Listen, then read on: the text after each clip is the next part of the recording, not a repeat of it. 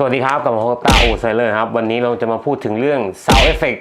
แล้วก็พวกตัวหนังสือเอฟเฟกที่ขึ้นมาระหว่างวิดีโอของเรานะครับเรื่อง Sound Effect กับเรื่องตัวหนังสือเนี่ยก็มีความสำคัญมากพอสมควรสำหรับการที่เราจะนำมาใส่ในวิดีโอเพราะว่ามันจะช่วยสร้างความน่าสนใจแล้วก็สร้างการพัฒนาของโปรดักชันของวิดีโอเราขึ้นได้เยอะแล้ววันนี้ผมจะมาทำในรูปแบบของโทรศัพท์แล้วกันครับทำในโทรศัพท์หรือทำในแท็บเล็ตทำใน iPad ในโปรแกรมที่เราใช้ประจำนะครับ Luma Fusion หลายๆคนก็รู้สึกว่าจะสนใจในเรื่องการตัดต่อวิดีโอในโทรศัพท์มากกว่าในคอมนะครับเพราะว่าเจอหลายๆคนก็บอกว่าโหลดแอปตามเลยเนี่ยเพราะฉะนั้นเราก็จะลองมาโฟกัสตรงที่การตัดต่อใน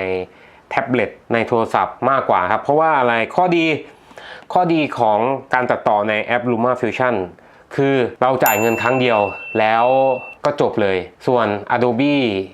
เราต้องจ่ายเงินทุกเดือนครับเดือนละ30ก็เท่ากันกับเราซื้อ Luma Fusion 30ที่ผมพูดหนึ่งคือ30 Australian Dollars นะครับก็คือก็หลายบาทไทยอยู่ครับแล้วก็ตัดต่อไฟล์ที่เป็น 4K ได้แบบไม่มีสะดุดแล้วถ้าใครเคยตัดต่อ 4K ในคอมพิวเตอร์นะครับถ้าคอมพิวเตอร์ไม่แรงจริงนี่สะดุดมากโอเคครับเพื่อไม่เป็นการเสียเวลาเราจะเข้าไปในแอป Luma Fusion แต่ก่อนอื่นพวก Sound Effect ที่จะใช้ในวิดีโอนี้ผมจะลิงก์ไว้ให้ข้างล่างสำหรับคนที่ดูใน YouTube แล้วผมจะลิงก์ไว้ด้านบนสำหรับคนที่ดูใน Facebook ครับแล้วก็ตามกฎกติกาครับอย่าลืมกดไลค์กดแชร์คลิปแล้วก็กด subscribe ช่อง YouTube หรือกด follow ช่อง Facebook ด้วยครับขอบคุณมากครับแต่ยังไม่จบนะครับขอบคุณเฉยๆที่กดก่อนโอเคเข้าไปใน Luma Fusion ตอนนี้ก็เข้ามาอยู่ในแอปพลิเคชัน Luma Fusion นะครับโอเคก็คือตอนนี้ก็ผมก็จะมาทำคลิปอินโทรเมื่อสักครู่นะครับให้ดูสวัสดีครับกับผมต้าโอไซเลอร์นี่ครับพอถึงคำว่าต้าโอไซเลอร์ครับก็จะผมจะซูมดูว่าผมเริ่มพูดตรงไหนเพราะมันจะมีเว็บเสียงให้ดูตรงนี้ต้าโอไซเลอร์โอเคผมจะเริ่มนี้ผมก็จะใส่ตัวหนังสือก่อนก็มากดบวกแท็บตรงนี้แล้วก็ Overlay Title นะครับดับเบิลคลิกเข้าไปหรือกดแท็บ2 ครั้งแล้วก็ดับเบิลคลิกเข้าไปพิมพ์ต้าโอไซเลอร์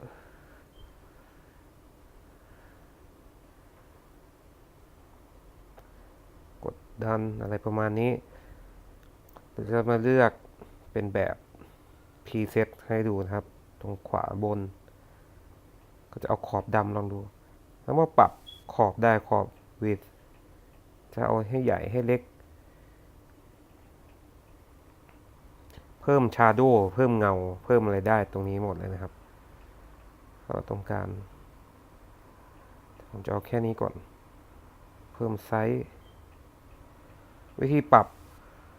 ศูนย์ให้อยู่ตรงกลางนะครับมาดูเมนูด้านบนเกือบจะตรงกลางครับที่เป็นรูปสี่เหลี่ยมคลิกตรงกลางมันก็จะอยู่กลางผมจะให้มันอยู่ล่างหน่อยปุ๊บแล้วก็กดมุมซ้ายบนออกมาต้าโอไซเลอร์ครับวันนี้ผมก็จะให้หยุดตรงคำว่าโอไซเลอร์ต้าโอไซเลอร์ครับวันนี้เราจะโอไซเลอร์ใช่ไหมครับโอไซเลอร์ก็จะเอาแค่ตัวหนังสือมันหยุดแค่นี้ต้าโอไซเลอร์ครับแล้วจะเห็นว่าถ้าเรามีแค่ตัวหนังสือเนี่ยมันก็จะดูแบบดูเหมือนไม่ได้ดึงดูดความสนใจเท่าไหร่เพราะฉะนั้นเราจะไปดาวน์โหลดไฟล์มาวิธีดาวน์โหลดคือไงก็คือผมจะเข้าไปที่ Dropbox ในลิงก์เมื่อคู่ก็คือที่ผมทำไว้ให้นะครับคือ ป๊อปอัพก็คือเราจะใช้แทนแบบเสียงอะไรสักอย่างที่เด้งเข้ามาเหมือนอีเมลเด้งเข้ามาในหน้าจอคอมหรือโทรศัพท์เรามันก็จะมีเสียงป๊อปอัพผมก็จะไปเล่นดูว่าเสียงไหนโอเคก็ใช้เสียงนี้จะกดดอท3 ตัวตรงนี้นะครับกด Export แล้วก็ไปเลือกแอป Luma Fusion มันก็จะบอกว่ามันสร้างลิงก์แล้วก็มันจะ exporting นี่ครับวิธีไปตามหามันก็ปกติเราจะอยู่ไฟล์ประมาณนี้เรามากดตรงกลางครับช่องขวาบนครับขวาบนกดซ้ายสุดข้างบนแล้วก็มากดตรง import แล้วก็ไปตามหาชื่อแอปของเราก็คือ Dropbox ก็คือเราดาวน์โหลดมาจาก Dropbox ก็คือเสียงนี้ลองมาเล่นดูก็ได้วิธีใส่ก็สมมตินี่ครับดูเส้นไทม์ไลน์นะครับตรงเส้นขาวๆตรงกลางจอด้านล่างเนี่ยครับเส้นยาวๆถ้ามันหยุดอยู่เนี้ยเราสามารถกดปุ่มลงมาตรงนี้ครับตรงจอแสดงภาพด้านขวาบนเนี่ยครับแต่มันจะอยู่มุมซ้ายล่างปุ๊บกดลงมาปุ๊บมันก็จะมาขี่ทั้งล่างนี่เลยไปลองเล่นเลยครับวันนี้เรามันก็จะมีเสียงขึ้นมาใส่เลยครับแต่ผมไม่ชอบเสียงนี้ผมก็จะโอเคคลิกตรงเสียง1 ครั้งแล้วก็กดรูปถังขยะโอเคผมจะไปเอาเสียงใหม่เสียงที่ผมชอบใช้ก็คือจะไปตามหามันเสียงตึ๊บเสียงต่อยโอเคเจอแล้วexport เหมือนเดิมที่ Luma Fusion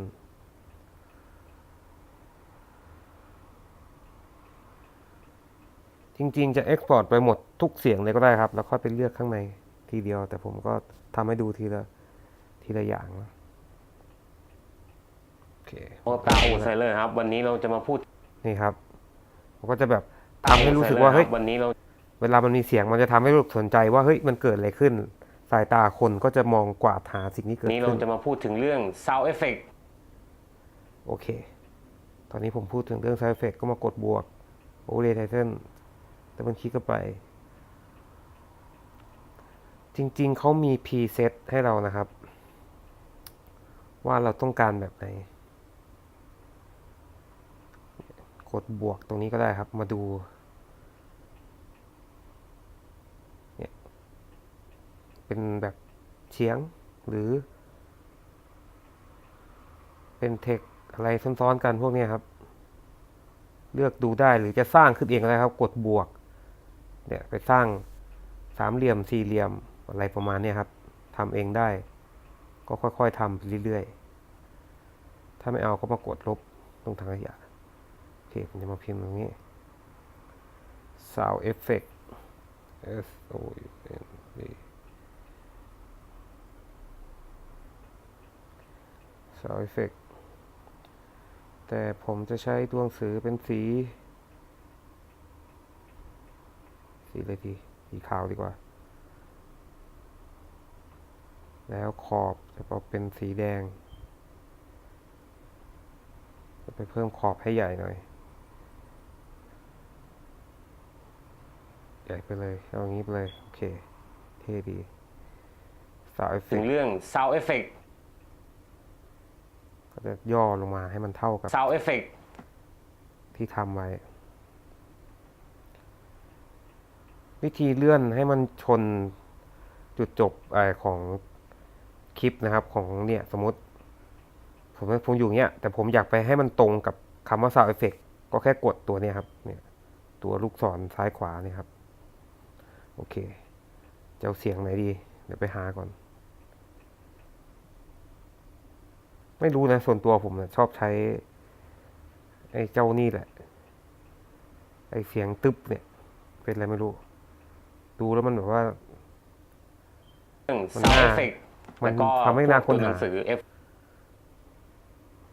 ลยครับวันนี้เราจะมาพูดถึงเรื่อง sound effect แล้วก็ประมาณนี้ครับไม่อยากให้คลิปมันยาวมากไอ้เรื่อง sound effect เรื่องอะไรเนี่ยมันทำให้คลิปเราอารมณ์แบบเปลี่ยนไปเลยครับอย่างเช่นอารมณ์เศร้าใช่ไหมครับเดี๋ยวผมจะลองไปเอามาให้ดูในบางคลิปโอเคอารมณ์เศร้าไปก็ดูเนี่ยครับอันนี้คือป๊อปปี้ล่ามาก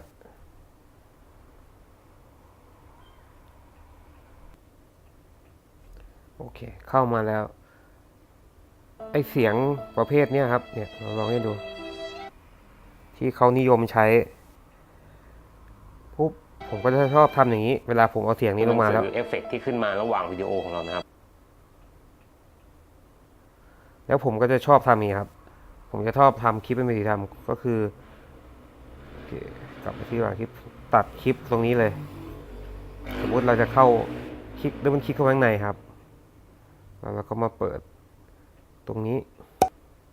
ตรงด้านขวาจะทำคลิปเป็นขาวดำเนี่ย ห ค นั รับ งสือเอฟเฟ เว ก ลา ต์ ผม ที่ขึ้นมา ใส่เสียง ระหว่างวิดีโอของเรานะครับ มันก็จะเปลี่ยนอารมณ์ของคลิปเราแบบบางทีคนเราใส่ในวอล์กของเรานะครับว่าแบบอะไรที่มันเฟลอย่างเงี้ยเราใส่ไปเงี้ยครับก็มันก็จะเป็นการทำให้คลิปเราน่าติดตามน่าสนใจมากขึ้นก็คงมีอะไรแนะนำเพียงเท่านี้ครับคลิปนี้แล้วก็ไปเลือกใช้ให้เหมาะสมกับวิดีโอของเราครับเพราะว่าเสียงที่ผมทำให้ก็เยอะพอสมควรหรือถ้าใครอยากเรียนรู้เรื่องอะไรครับอย่าลืมนะครับคอมเมนต์ไว้ด้านล่างนะครับคอมเมนต์ทิ้งไว้ว่าอยากรู้เรื่องอะไรเรื่อง Effect Transition หรือเรื่องอะไรครับผมจะได้เอามาทำให้ถูกจะได้รู้ว่าใครอยากรู้เรื่องอะไรบ้างจะได้ทำให้เป็นคลิปต่อๆไปขอบคุณมากครับที่รับชมอย่าลืมกดไลค์กดแชร์แล้วก็กด Subscribe นะครับเจอกันคลิปต่อไป